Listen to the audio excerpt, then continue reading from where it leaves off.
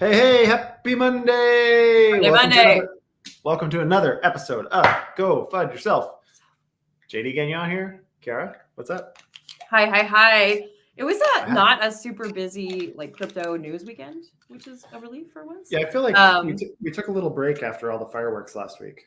Yeah, I think so. So we've got a couple cool things. There's a little bit about the SEC. There's a little bit about BlackRock. But for the most part, it's all pretty straightforward. And then we get to talk about some DeFi products, which, I don't know, makes for a good Monday. Although we can talk about the drama of the kidnapping also, if you want. Yeah, I'm trying to get my Twitter Spaces working. So excuse my space cadetness. Oh, crap. All right, let's... You can get going. Yeah, let's just get the brand video.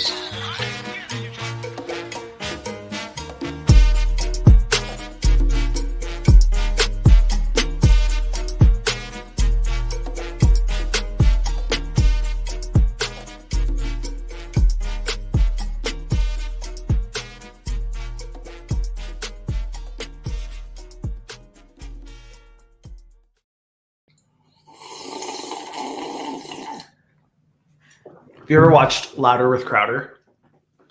I'm so glad that you're muted on Twitter Spaces when you do shit like that. Oh, I wasn't allowed to talk. But now I'm allowed to talk. Have you ever seen Louder with Crowder? No? It's like a conservative talk show. But anyways, at the beginning of every episode, he's got these Louder with Crowder mugs. And he goes right up to his microphone and goes... Pleasant. Y'all are so pleasant. It's ridiculous. Anyways, so I thought I'd try it out.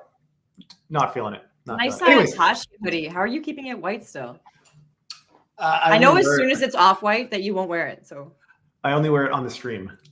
So that's how it stays clean. I have kids and dogs. White doesn't stay white. Actually, I'm pretty crazy about keeping my white. So you're right. But yeah, it stays clean. But shout out to the Tashi friends. Yeah. It's cool. There's I like the hoodies. It's got a neat little logo on the side, and the gold matches my fancy chain. So, anyways, pretty uneventful weekend, all things considered. But where do you want to start? I agree. Well, let's start with the BlackRock ETF. I feel like this is kind of like nothing news that we're going to get for a while, where every week we're going to get some sort of update about where this ETF is at, even though it hasn't actually been approved yet. But I guess the important thing to note about it is that when you see things like BlackRock ETF proposal approved or accepted, it doesn't actually mean that it's gone forward. They're just trying to make it sound really good. So we could save a whole bunch of time discussing this one. To sum up, they acknowledged that they received it. Yeah.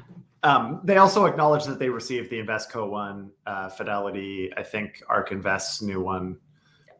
They all over the weekend got added to the SEC current applications list. Who in the government is working on the weekend? That's my question. Well, I saw it over the weekend. Who knows when they actually got updated?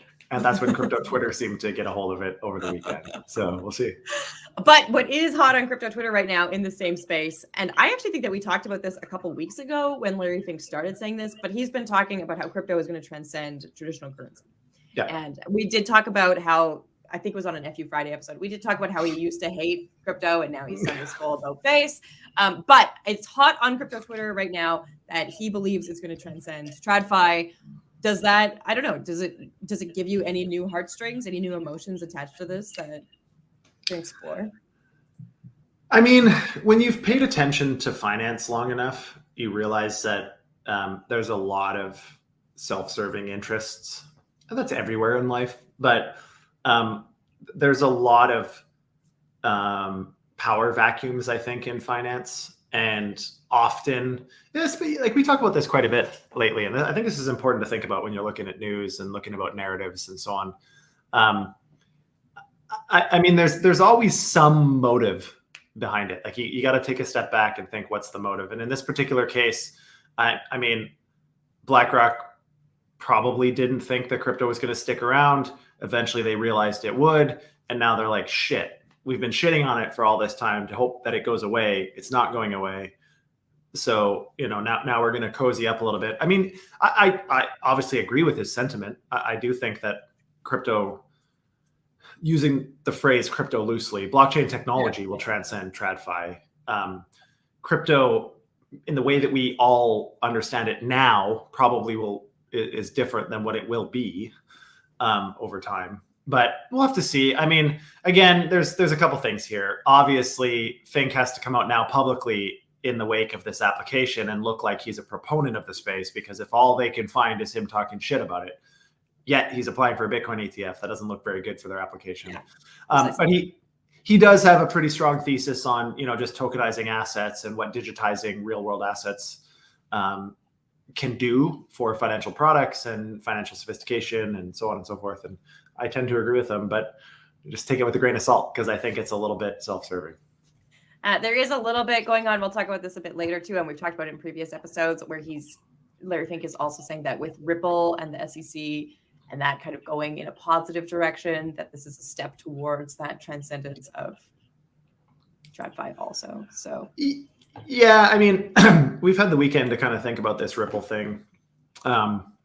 Here's what, not legal advice nor financial advice, but here's my opinion on it right now, is what they were doing is the opinion that the judge gave on this one is just enough to say SEC has to back off a little bit, but not enough to say that we can all just do whatever we want. Mm-hmm. And ultimately what I've concluded from this whole thing is it's just forcing the hand of legislation. Mm-hmm. The court said, instead of it being this, I'm paraphrasing, and this is my own opinion, but the courts essentially said, instead of it being everybody being a security and the SEC has a current jurisdiction under the current rules, I think what they're trying to say is, hey, there's some gray area here. Current rules don't really apply directly the way that the SEC thinks they do, but they don't completely not apply the way industry hopes.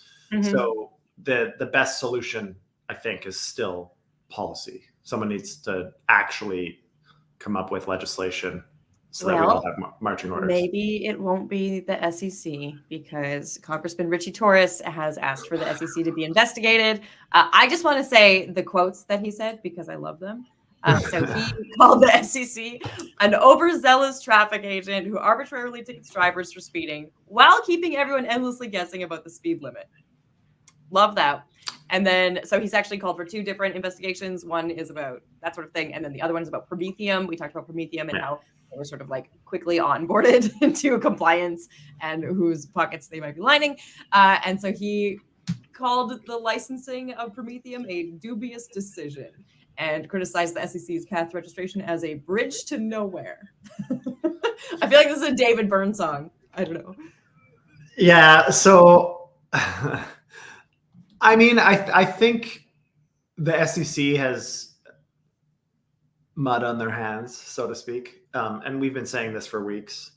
Again, I hate to sound like I'm perpetually supporting Gary, because I'm not. Mm-hmm. I think he's the absolute wrong person for this role, especially now, because now it's about saving face and trying to maintain images, and nothing good happens then. But I mean, they have been in between a bit of a rock and a hard place. I mean, no one could agree on whose jurisdiction it should have been. There was no legislation otherwise. All this bad shit happens and everybody starts kicking and screaming at the regulators. Why didn't you do anything? So now they're trying to do something. All the while, we just need legislation. That's the only way this is going to happen. So, I mean, I think everybody has a right to be somewhat critical of the SEC. I think that's what a democracy is about, is that we should be able to have our criticisms and our concerns and conversations and discussions about, where this should go. So I'm happy to see Richie speaking out about this. About calling an investigation, though. It just seems so. Well, I mean, those are. I don't even have an adjective. I just want to roll my eyes. Well, those are the levers that they have to pull, right? I mean, what else can you do? They can investigate. The investigations, in theory, have teeth. I mean, if they find reason to believe that there's a criminal act or something that has happened or something nefarious, then it does go to the Department of Justice. It does get reviewed by legislators. It's just I'm a little jaded because I always think this is so politicized. Even the investigations are so politicized that, again, that's what I mean. It's oh, great. It feels like a lot of noise, to me. It feels like a lot of noise. I think the only answer here for some sort of comfort in America with respect to blockchain and crypto is regulation. Well, here's something cool about blockchain in America is that crypto startups are getting the majority of VC funding compared to any other industry in America. So that's kind of cool. It's somewhere, I found a couple different stats, but it's somewhere between 40 and 47% of VC deals closed within 2023 so far have been for crypto companies. That being, we are still much lower in dollar figure than pre-pandemic. Yeah, quick correction. It's not invested in crypto relative to other verticals. It's US startups versus global startups. Oh, thank you. I thought it was verticals. Yeah, no, it's US startups versus global startups. I think this is mainly due to the outsized rounds that some of these American-based companies are getting right now. There's some American-based entities that are raising exorbitant amounts of money at crazy valuations, which still kind of blows my mind. To be honest, I think this, for someone that has raised capital for the last number of decades, I haven't seen too many environments that have been more difficult to raise money for good ideas than now, whether it's my projects or other ones that we're supporting or, advising or helping or investing in ourselves. Like the process it has completely changed. Mm-hmm. And so, I mean, this is a bright spot suggesting that even though we talk a lot about offshoring and people just stopping supporting the US, I think there's still a pretty big focus on US will be a massive market. So whoever is going to take market share and be able to lead us into the next, step up of the technology, I think is going to win in America. And so VCs are making that bet. It's cool. I mean, they're probably not wrong. Let's get into some of the crypto innovations that are coming out right now. Did you read about Polkadot 2.0? Yeah.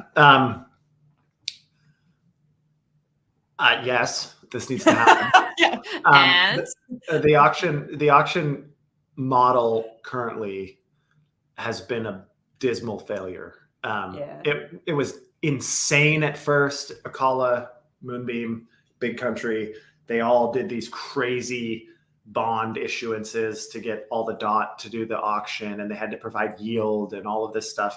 And it was highly competitive, and it was all about, economic security for each parachain. That's why you had to lock up so much DOT. So you had specific, but then when demand dried up, I mean, I can't remember the exact numbers, but I know Moonbeam raised like 100 million plus on this bond. And the last parachain that launched was like 100,000. That's all, $100,000 worth of DOT. That's all they had to do. And so obviously it wasn't broken. The demand wasn't there. I think to me, this is a bit of a narrative piece. We have built projects and deployed multiple projects into Polkadot.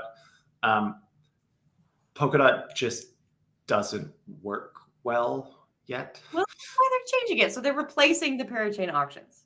Yeah, but that has nothing to do with the function of the blockchain. The blockchain also has really, really poor throughput, really poor performance. They've tried to work on so some things that other ecosystems have done well. I'm biased. Avalanche and their warp messaging, Cosmos and IBC.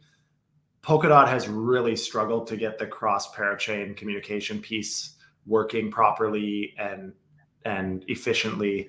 I think, I had very high hopes for Polkadot because Gavin obviously was one of the original founders of Ethereum. So I thought, hey, somebody that knows intimately the limitations of Ethereum, probably as good or better than anybody, should be able to build a better version. And I'm not convinced. Look who's funny now.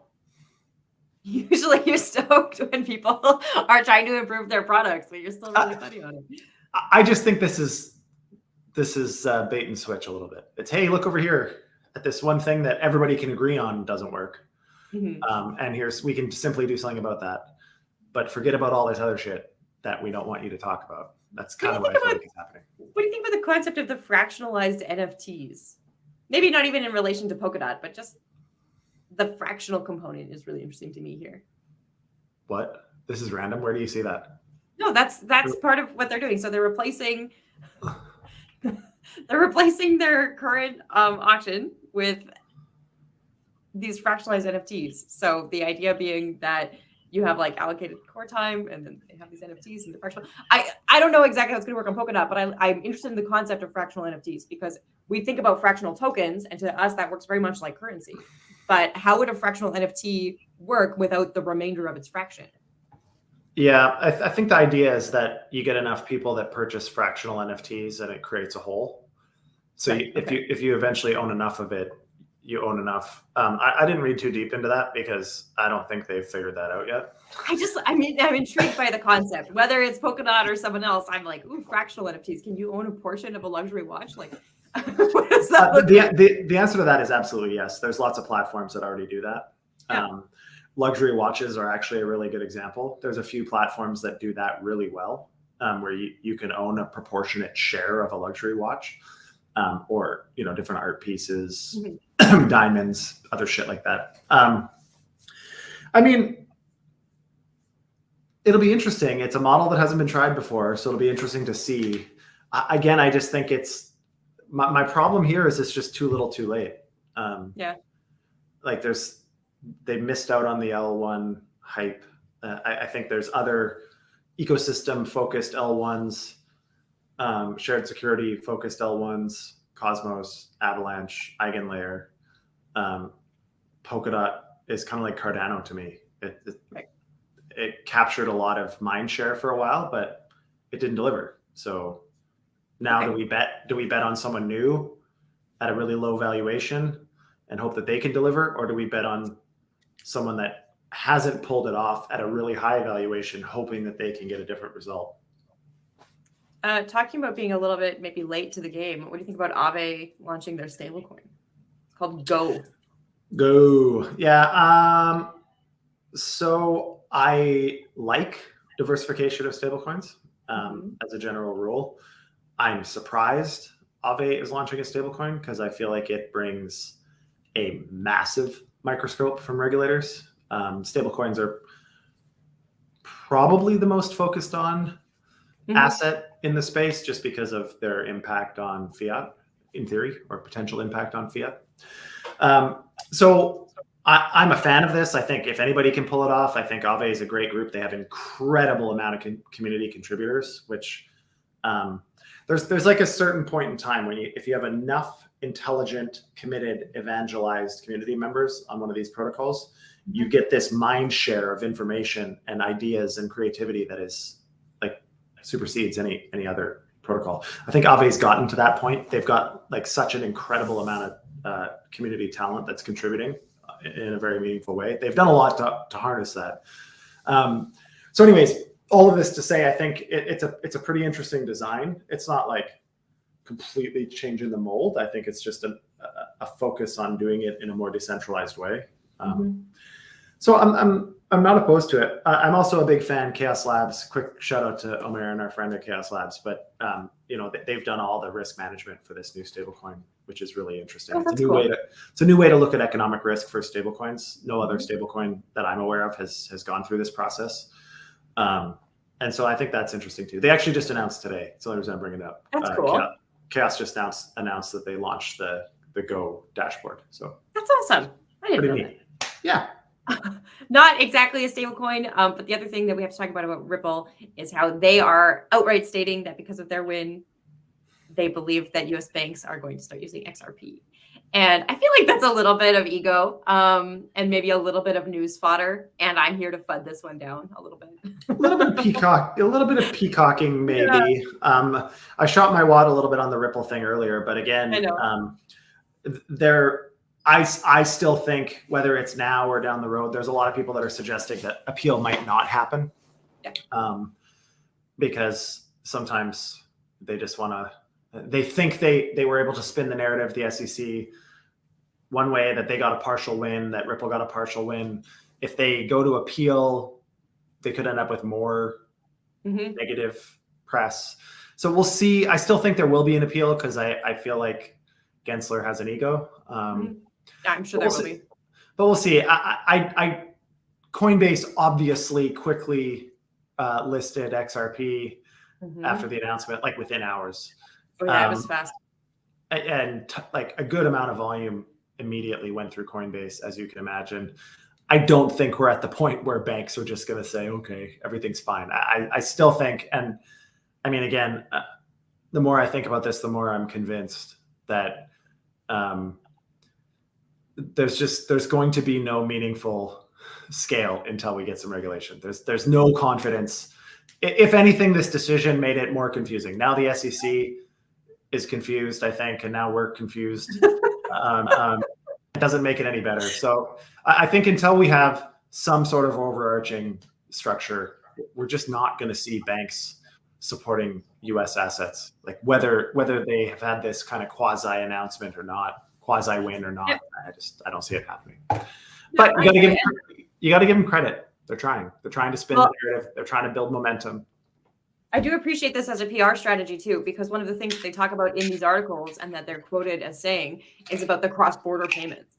And so I have to give a really big thumbs up to whoever they're using for PR, because they're able to promo and advertise through every press release. It's pretty impressive. They managed to really build on that narrative every time something happens. Good, bad, ugly. Amazing. They're building on their core narrative. I said this the other day, like where Ripple really deserves the credit here, I think, is they spent the money. They also raised billions of dollars. Like it's an $80 billion FTV token. There's a lot of centralization of ownership. I mean, they've got the resources. Where I think the real commitment, at least the evidence of the real commitment, was while all this was going on, they could have just hunkered down, cut staff, cut runway, and waited it out. They did the exact opposite. They kept building, kept pushing globally, kept focused on being the payment rails for global finance, which is what they've said since day one. And they're pursuing that in a meaningful way. I think they're making meaningful progress, and you got to give them credit for that. I don't own any Ripple, by the way, so maybe you should. Jeez, you seem to love them. I if you would have asked me like a year ago, I wasn't a huge Ripple fan. To be honest, I thought it was a lot of like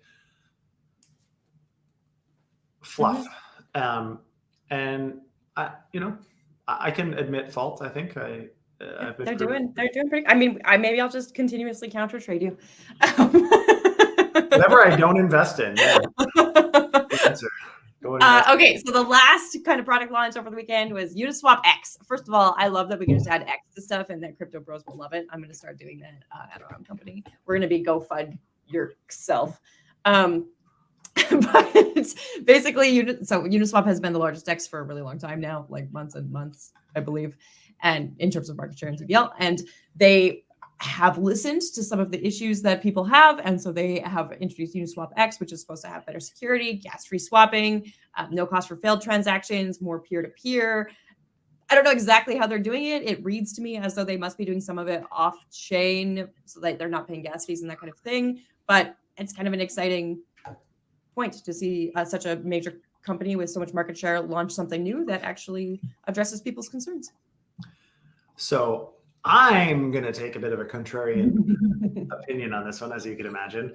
But I think this is a little less we're doing what the users want and a little more this is probably a step in the direction towards getting some regulatory acceptance at some point. Okay. Like, in my opinion, no exchange that allows MEV, period, full stop, will be acceptable in a regulated world. But that will be highly illegal. So I think, there's a few protocols that are coming out with like anti-MEV structures and how to, without changing the structure of the underlying blockchain, how can you manage your exposure to MEV for your users? This is a good example. I don't think this is bad. I think it's great. I love to see innovation, especially from, kind of your OGs or your incumbents, so to speak. I think it's a little more self-serving than naturally. I thought you'd love Uniswap X. I thought you'd be on board. I have like an interesting love-hate with Uniswap. I mean, they've done really, really, really, really amazing things for the space. Obviously, the vast majority of trading I've ever done volume wise has been on Uniswap over the years. And so obviously I'm a big fan, but I just think there's been a lot of stuff that's been done that is not in the best interest of the user, which again, easy for me on the sidelines to throw stones. But anyways, I think this is definitely a step in the right direction. I think trading on chain is expensive. It's confusing for a lot of people. We talk a lot about, what's going to bring the next 100 million users on chain or billion users on chain. Well, I can tell you what's going to prevent it. What's going to prevent it is the current friction of using most of these protocols. And once you learn one, you got to learn another one, which is completely different and comes with its own subset of risks. I think we really need to continue to focus on making this better. And Uniswap obviously doing that. So it's good. Okay, before we go, I want to talk about this Wacky Doodle Canada news. Do you remember the guy called Crypto King? He self-dubbed himself. He was like 24 or something, 23, like young kid. And he had an investment scandal, so he got people to invest in crypto via him, but then he just took it all, basically. Yeah, and was flying around in private jets on. Yeah. And then he got kidnapped, and people didn't believe that he was kidnapped. They thought that he faked it to like drum up empathy and not have to pay money back and stuff. Turns out he was actually kidnapped, and video has come out of him being kidnapped and beaten by professionals, by like professional investors in Toronto. Yeah. So this is another You're reason. so like anticlimactic today. I want you to lose your mind about that. I thought this was so egregious to read. So it's insane that he was kidnapped, but I'm not surprised, honestly. And people always say, like, and I've got a pretty strong opinion on why it's, becoming less and less profitable for all of these exploits and all of this other stuff. And that is with the sophistication going up of, the forensic after the fact analysis of what happened and where the funds have gone. It's becoming a lot easier to trace things for both the good guys and the bad guys. And what happens is these people figure out who this person is. And if they had money scammed, we know that law enforcement is struggling to do anything about a lot of this at the moment. Not for lack of effort, I think just for lack of resources and understanding, because they're not in Calgary, which has a blockchain department. But all of that to say, I think, this is something as founders that you have to, and maybe rightly so, like if you feel like you're exposed to being kidnapped for something, maybe don't do that thing. Well, he obviously didn't feel that he was exposed to that and that it did happen. And the other drama... You steal $45 million from sophisticated investors. Like, what do you think is going to happen? They're going to forget about it? The other drama here is that the Crypto King's company went bankrupt, and one of the people who kidnapped him was actually on the bankrupt proceeding. It's almost like I can't wait for the Netflix special on this one. I'll get Netflix just for this story. Well, first of all, that's a problem that you don't have Netflix in the first place. I don't watch TV. Yeah, neither do I really. My kids do though. Anyways, this is kind of a strange situation. I think I shouldn't be so willy-nilly about only if you do dumb shit are you exposed to getting kidnapped. I think running protocols, like if you don't have robust, buttoned up OPSEC. Hold on, I love this industry. I shouldn't be so lighthearted about kidnappings in the crypto industry. They happen every day. Yeah. Well, no, it happens. And yeah, a lot of it is just shakedown of people with money. Like I know a lot of crypto founders that have security everywhere they go. Yeah, for sure. And so I'm not saying, ignore it completely unless you've stolen someone's money. But once you've stolen someone's money, amp up that security. Spend that $45 million on staying safe, I guess. Part of me kind of likes it. Well, it's kind of like the scams, right? You scam a bunch of money and then you can't actually use most of it. What did you say? It's like 10% of it that you can actually. Yeah, you can usually get 10% out, which is why bounties are what they are. This is the same. Don't scam $45 million because you're probably going to go to jail and get kidnapped and beaten to death. Instead, I hate to say this out loud. I don't condone violence. I don't condone kidnapping. But I mean, hopefully this is yet another deterrent from idiots that are thinking about spinning up these scams and stealing money. Is not only could you maybe get in trouble with law enforcement, but there's people with maybe greater personal motivation if you've stolen their money that are willing to find you. And they're not all friendly people. Like a lot of investors are friendly, but there's a lot of Unfriendly. very unfriendly people in this world. So anyways, All right.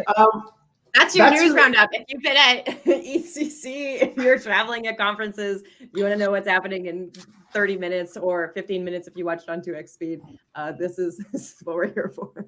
We are a live show Monday to Friday, 12:30 p.m. Eastern on Twitter, Twitter Spaces, LinkedIn, Facebook, YouTube, Twitch, Spotify, and soon to be Apple Podcasts. Yes. I don't know who we have to bribe to get on Apple Podcasts, but no one. I just have to do a stupid tech backend thing that I didn't have time for last week. Okay, so we're going to do that. Right away. Like, share, subscribe, help us spread the word, get the love out. Today I say to you, Kiara, go find yourself. Find yourself. Later.